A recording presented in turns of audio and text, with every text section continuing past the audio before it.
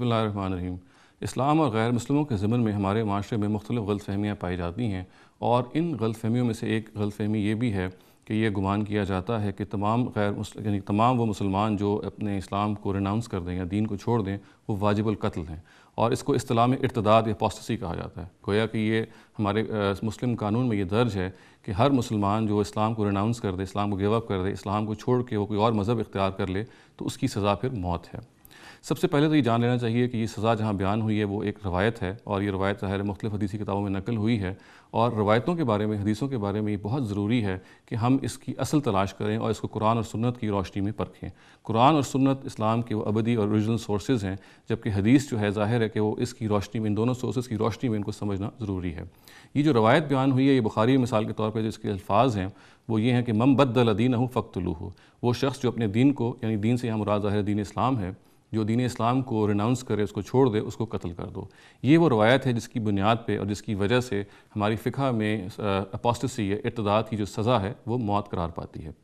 تو جیسا کہ میں نے عرض کیا، یہ ضروری ہے کہ ہم روایات کو قرآن مجید کی اور سنت کی روشنی میں دیکھیں۔ قرآن مجید کی روشنی میں جب ہم اس روایت کا مطالعہ کرتے ہیں تو یہ بات بالکل سامنے آتی ہے، حضرت مثل شمس ہو کے بالکل واضح ہو کے، کہ قرآن مجید میں ایک خاص قانون ہے جو رسولوں سے متعلق بیان ہوا ہے، اور وہ قرآن مجید میں جگہ جگہ بیان ہوا ہے۔ اگر ہم اس رسالت کے قانون کو صحیح طور پہ نہ سمجھیں تو بہت ساری غلط فہمیاں وجود میں آتی ہیں۔ اسی قانون کے ضمن میں یہ بات آئی ہے کہ اللہ تعالیٰ جتنے بھی رسول اپنے زمانے میں سلیکٹ کرتے ہیں، ان کے زمانے میں وہ حق کے منکرین کو، یعنی وہ لوگ جو حق کو جانتے بوجھتے ہو، یعنی they are convinced about the truth, وہ حق جانتے ہیں اور پھر بھی اس کا انکار کر لیتے ہیں، ان لوگوں کو اللہ تعالیٰ سزا دیتے ہیں۔ اور یہ سزا دو طرح کی ہوتی ہے۔ بالعموم وہ لوگ جو شرک پر جمے ہوئے ہوتے ہیں، جو مشرک ہوتے ہیں، ان کو تو اللہ تعالیٰ موت کی سزا دیتے ہیں، اور ان کے بارے میں قانون ہی یہی ہے کہ اگر وہ ایکسیپٹ کریں گے دین کو تبھی وہ بچیں گے، ورنہ وہ جان سے مار دیے جائیں گے۔ اس کے برعکس جو اہل کتاب ہوتے ہیں، یا جو پرائمریلی آپ کہہ لیجئے کہ مونوتھیسٹ ہوتے ہیں مگر شرک کی آلائش میں گرفتار ہوتے ہیں، ان کو یہ آپشن دی جاتی ہے کہ اگر وہ اپنے مذہب پہ زندہ رہنا چاہتے ہیں تو پھر وہ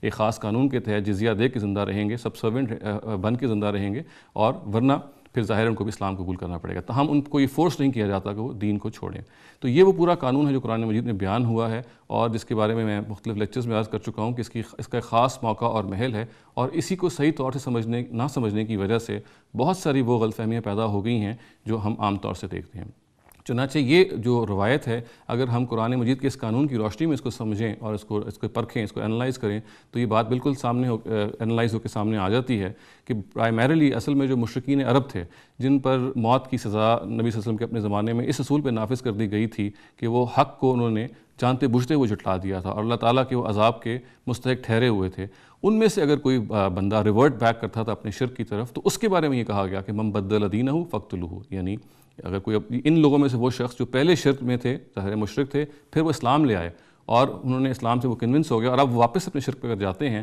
تو پھر ان کو قتل کر دیا جائے گا، اس لیے کہ ان کی سزا اصل میں قتل تھی۔ تو دوسرے لفظوں میں ہم یہ کہہ سکتے ہیں کہ اس قانون رسالت کے ضمن میں جو قرآن مجید میں بیان ہوا، اس میں اللہ تعالیٰ نے اپنے نبی صلی اللہ علیہ وسلم کے اپنے زمانے میں جب مشرکوں کو سزا دی، چونکہ ان کی سزا ہی موت تھی، اور ان مشرکوں میں سے اگر کوئی اسلام لے آتا اور اسلام لانے کے بعد پھر اسلام کو ریناؤنس کرتا تو واپس شرک پہ چلا جاتا، تو پھر وہی سزا جو اصل میں شرک کی پہلے سے اس پر نافذ ہونی تھی وہ اس پہ نافذ ہو جاتی، اور یہ روایت کچھ نہیں ہے مگر یہی بات کو بیان کر رہی ہے۔ چنانچہ اس روایت کے بارے میں ہمیں متنبہ رہنا چاہیے کہ یہ خاص دور سے متعلق ہے، اس کے خاص احکامات ہیں، اس کو ہم ہر اس مسلمان سے متعلق نہیں کر سکتے جو اسلام کو ریناؤنس کر دے یا اسلام کی فیض کو چھوڑ دے۔ اقول قولی ھذا واستغفر اللہ لی ولکم ولسائر المسلمین والمسلمات۔